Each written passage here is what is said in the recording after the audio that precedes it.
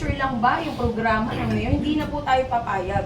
Kailangan maging transparent ang programa ng mayor at ilabas ang budget. Ang gusto ko po mangyari, yung budget ng Maynila na 34 billion a year, kailangan ipakita nila saan napunta ang programa. Dahil hindi na po pwede na yung pinaghirapan ng taong bayan, yung pagbabayad ng tax, Mayor, aside sa senior citizen, anong pagbabago ang pangyayari sa Manila? Unang-una na po dyan, agarang pagsusulong ko po na madagdagan ng benepisyo ng mga senior citizen na gawin po itong 2,000 kada buwan. Pangalawa, mabigyan po sila ng recreational center sa bawat distrito sa Maynila na kung saan, alam po natin ang mga senior citizen, very active po yan pagdating ng Zumba, meeting, livelihood program. Ito po recreational center, dito po magkakaroon ng sariling lugar ang mga senior citizen na sila po ay makakagalaw, hindi na magre-renta na kung saan-saan, kung Wala hindi po ito ba? na yung magiging, wala pong lugar. Kahit sa ilalim ng puno, sumasayaw ang mga senior. Kahit sa kanto po na pansada, na siksikan. Ibig ko sabihin, kawawa naman po yung mga magulang natin na kung kailan sila ay nagkaedad, doon pa sila naging kawawa. So, kaya ko po lalagyan yan para maramdaman din ng senior na sila po ay special sa atin, lalo na po sa Maynila. Tapos sabi niyo po 2,000 a month. Ngayon Yes. po ba magkano? 500. Ah, monthly. 500. So gagawin niyo pong 2,000. Yes, 2,000. Ilan po ang botante Ano, ng per Manila? month po? Per month, yes Ilan po po. ang botante ng Manila? Alam ko po, as far as I know, nasa 1.2 million 1.2 mga registered million. voters. Ilan po ang senior doon na botante? 200,000 plus. Paano naman? Pero hindi naman lahat kasi bumoboto yung 1.2, sabihin na natin 800. To 59, anong plano nyo? Alin po? 18 years old to Mga Gen Z 59. people. Syempre, meron po akong programa sa mga Since kabataan. marami silang Nandyan po boto. yung maglalagay po ako ng libreng wifi para sa mga estudyante. Meron Wala na po sa po. ISCO, di ba? Nililibre Kung wifi. meron din sana nakikinabang na rin kami. Ah, Di ba wala guys? ba? Kasi ito ang Wala nagdadagdag po. po. Kanya-kanya Hindi libre. po siya Dagdag kayo sa nung parang gano'n yung mga nasa kalye. Wala na ngayon. Uploaded lang yun. Actually, saglit lang yun. Nag-wait lang. Saglit lang daw yun. Yung tablet Kasi po, ako nandun ako yun. di ba? Eh baka naman 10 tablet lang po yan. Ang daming estudyante. Hindi na ako Bigay po siya kasi Yung sa may sa beneficial ito may yung nakuha nakuha. ang mga Hindi na daw kinakain. kalye. Isasagot si Wala. Sir. Wala po. Wala. Pwede Wala po sa sagutin. Pwede po sagutin. Konsyahal. Ang anak ko po ay maraming nag-graduate sa Ramon Magsaysay High School. At yung principal po ako ay GPTA na mahabang panahon sa Ramon Magsaysay. Yung sinasabi po niyo yung libreng wifi, meron doon silang tinayo na programa. Pero hindi po nag-work yun. Matagal po ako sa Ramon Magsaysay. At yung sinasabi po niyo yung tablet, lagi po sira yun. Alam niyo po ba ilang beses ako nagpagawa ng tablet sa Baka anak ko? second hand. Hindi po, wala po hindi po siya durable. Ang ibig sabihin, hindi mo napapakinabangan ng tama. Kaya nga pisinoli yung lahat ng tablet, sira ho lahat yun. Ah, ano po Ayun bang na nga ang brand? dapat. Baka naman. Cherry po, Medyo cherry. na-contest po Ah, kuya kasi cherry. yung anak ko po, nakatikip naman ng tablet. So, Opo. pais po siya. Opo, pero lahat po ng sinoling tablet, wala po. Hindi naman nasira. Hindi po, sa inyo siguro, pero mall Anong lahat brand po yun. yun Nakikita sa'yo? po kami sa Quiapo lahat na nagpapagawa. Nasa Quiapo po kami lahat, nakailera kami, nagpapagawa po ng tablet. Kaya ho, yung sinasabi po, ganito po kasi yan eh. Pag sinabi po natin na good governance, sinasabi po nagbigay, hindi po nagbigay ka lang. Pag nagbigay ka lang, hindi ibig sabihin na hindi sustainable. Sa iba pong lungsod, ang binibigay po Samsung. Dapat quality. Di ganito na lang, kung siya may programa sa mga mag-aaral, salamat po sa MOE, di sana hindi po na natenga yung pagpapagawa ng Mariano Policy at Ramon Magsaysay. Di sana hindi natenga. Ang nangyari po, kinonstruct yan, pinakailaman, hindi tinapos. Ang nangyari sa mga mag-aaral, lumipat mo ng ibang eskwelahan. So, ibig sabihin, hindi natutukan, walang programa, at the same time, ang daming tambay sa labas ng mga bata na hindi po nag-aaral. Hindi po natin kinukondina yung kanilang pamamahala. Pero sa pagkukulang, dapat isipin natin ano po talaga yung solusyon. Yun po yung sa amin. Hindi po kami nandito para manila sa kanila. Kundi ang gusto po namin, yung tamang paglilingkod, tamang pamamahala, at talagang totoong programa na makikita po ng taong bayan. Hindi lang dahil ngayon na picturean. Subaybayan po natin lahat ng programa. Doon makikita po natin kung talagang may programa. May survey po ba ongoing sa mga inyong tatakbo? Pang-ilan na po ba kayo? Actually, sa dami po ng survey na nakikita ko, kasi ako hindi naman ako nagpa-participate, sinasama lang po nila yung pangalan ko. Nag-number 1 po ako dyan, number 2, number 1. Kami pong dalawa ni Yorme ang naglalaro sa numero ng 1 and 2. So, itatanong nga sana, kanino sa apat kayo medyo kinakabahan? So, nasabi nyo nga, kay ni Yorme pala ang nagwawali salitan. Yes, sana nga makita ko siya kasi laki ko lang naman siya eh. Hindi naman siya lamang sa akin sa height. Hindi naman siya ganun katangkaran. Ang akin lang, taga Maynila talaga ako eh. Kahit ilabas ko birth certificate ko. Doon ko papatunayan sa inyo na ang pagmamahal ko sa Maynila ay sobra-sobra dahil ako po ay pinanganak at lumaki na sa Hospital Maynila. Dito po nag-umpisa ang aking ninuno, mula sa aking mga lolo at lola, sa magulang ko hanggang sa akin. So yung pagmamahal sa Maynila, hindi na po question yan. Kasi akala ko nung bata ako, habang lumalaki ako, dahil Premier City ang Maynila, akala ko magiging mala New York City, akala ko magiging mala London or Singapore man lang. Pero ano pong nangyari, habang nagkakaedad po ako, mas lalo ko nararamdaman, kaya pala marami nag-a-abroad. Kaya pala yung magulang mo, kailangan pang pumunta ng probinsya para magtanim.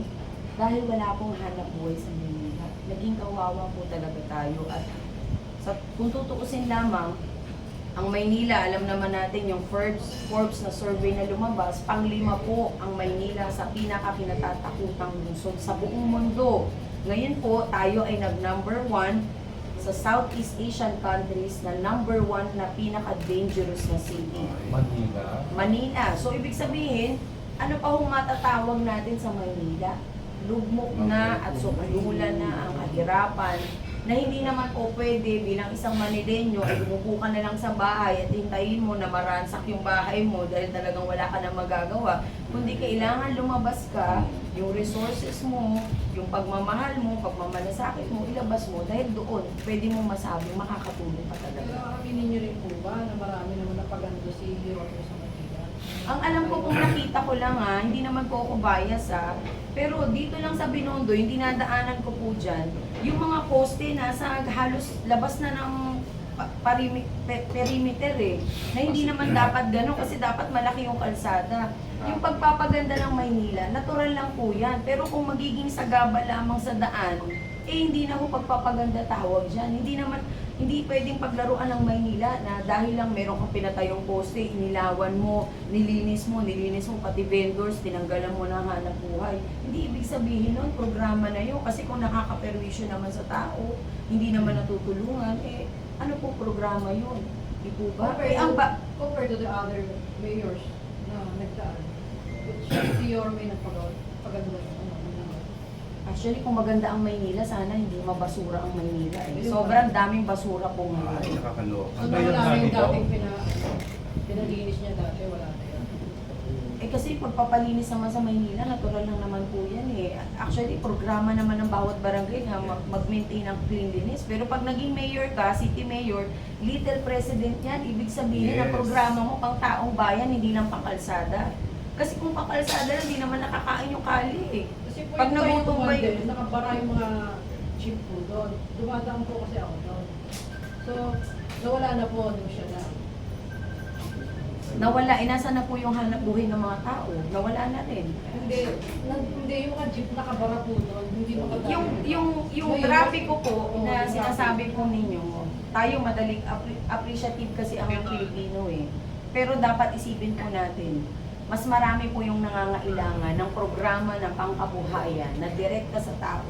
Yung pangkalusugan na dapat lahat ng barangay health center ay may gamot. Na dapat yung ospital ng Maynila hindi pinagbenta, kundi dapat lagyan ng makabagong kagamitan na magagamit po ng taong may sakit. Dahil pag pumasok ka ng ospital, ini-expect mo, lalabas kang magaling. Anong nangyayari? Imbis na gumaling ka, ma-stress ka pa. So dapat ito yung mga programa bilang isang mayora o mayor ng Maynila. Hindi lang yung pangkalinisan kasi pwede mo nang i-atas yan sa barangay eh. Meron naman po tayong DPS na pwede mag-maintain yan. Pero yung pagpapatayo ng mga poste, pag-aalis ng mga jeep, hindi po programa ng isang mayor yan. Hindi programa lang yan na dapat dagdag lang po yan. Kundi dapat ang programa, ang mga senior citizen na bibigyan sa tamang oras, may gamot, may programa sa mga mag-aaral. Nakikita po dapat natin ng lahat ng yan. Alam natin sa Maynila, marami po ang depressed areas. Marami pa rin ang mga lupain dyan na walang titulo. Yung mga landmark na nawala, katulad ako po, dito ako nakatira sa San Andres, ang SASES na napakatagal na, 1940s pa, hindi pa tayo pinapanganak, nandyan na po. Pero bakit nawala? Ano pong ginawa ni Yorme? Ginawang condominium. Eh yung ba, pabahay ba sa may hirap yan? Ang bayad, 8,000, 5,000. Ano pong klaseng programa? Yung paglalabasin mo pa yung isang mahirap na wala nang ang tirahan. Gusto mo pa yatang magnakaw para lang makabayad ng 5,000, 8,000. At bakit tinanggal yung health center na nakakatulong sa barangay? Pagdating ng may sakit ang anak, ang senior citizen, hindi mo na kailangan dalhin sa ospital. Yan po yung mga bagay na katotohanan. Ba't po tinangga? Ano ang pinalit doon sa Tinayo po ng center? condominium at binenta. Sinabi, para daw sa mahirap. Paano magiging para sa mahirap yung 5,000 to 8,000 pesos na babayaran? Eh kahit empleyado ka, mahirapan ka magbayad ng 8,000. So nasaan yung programa? Hanggang picture lang pamilya na nakawin lang ng ganun at dadali lang sa programa na hindi naman makakatulong sa atin. So pag nanalo po kayo, tapos paano? Yes, yan ang gusto ko. Para sa susunod na eleksyon, wala na magka-interes na tumakbo dahil alam ko na at alam ng taong bayan kung magkano talaga ang tumakbo. Laki pala, no? 34 billion. billion. 34 billion pesos. Pero nasaan po ang Maynila? Alam mo ninyo kung mag-iikot kayo sa Maynila, alamin niyo po ang buhay ng tao, napakahirap. Hanggang ngayon, nagbuburol pa rin sa kalsada. Hanggang ngayon, ang mga tao nakatira sa kalsada. Nasaan po yung programang pinagmamalaki nila? Di dapat ginawa nila noon, ba't hindi pa nila ginawa?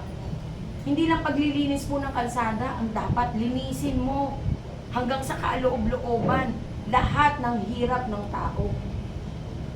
Natural lang linisin po natin ang Maynila, pero bukod doon, paano yung hanap buhay ng mga taong bayan na inalis mo? Lahat ng programa, tignan po natin kung sino ang maaapektuhan at dapat sino ang makikinabang.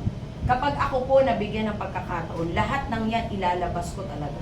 Dahil yan ang gusto ko sa Maynila, yung tunay na pagbabago na maramdaman kasama ang aking Vice Mayor na si Ms. Remy Oyales, ang aking mga konsehal, na gusto kong malaman ng Manileño na may tao pa rin totoong maglilingkod sa Maynila. Ay, kabayo, ano ba yan? Ay, diba? Ano na masasabi ni BC sa'yo? Ayan. Pero yun, 34 billion, wala kayong Yes. wifi? Walang wifi, wala nga biogesic sa health center, Ano masasabi niyo imagine. po sa ating mga kapatid? Ito naman ang Vice, aking ikaw Vice kalaban mo, Mayor. si Yul. Si Yul. So yun, pader din pala ang babanggain mo. Wala ba nagawa si Yul? Well, sa akin, wala kaming pader na babanggain. Sapagkat yung mga pader na yan, hindi talaga matatag eh. Itong darating Ang mga pader na under yan, the ha? leadership ng ating superhero Mara Tamundong, ito ang tunay na pader na wawasak sa poverty, corruption, Yes. at papalit natin ng good governance ng gusto ni Mayora, yung transparency in the system of government in the City of Manila. Ako po ay parte ng City of Manila. Naglingkod po ako dyan.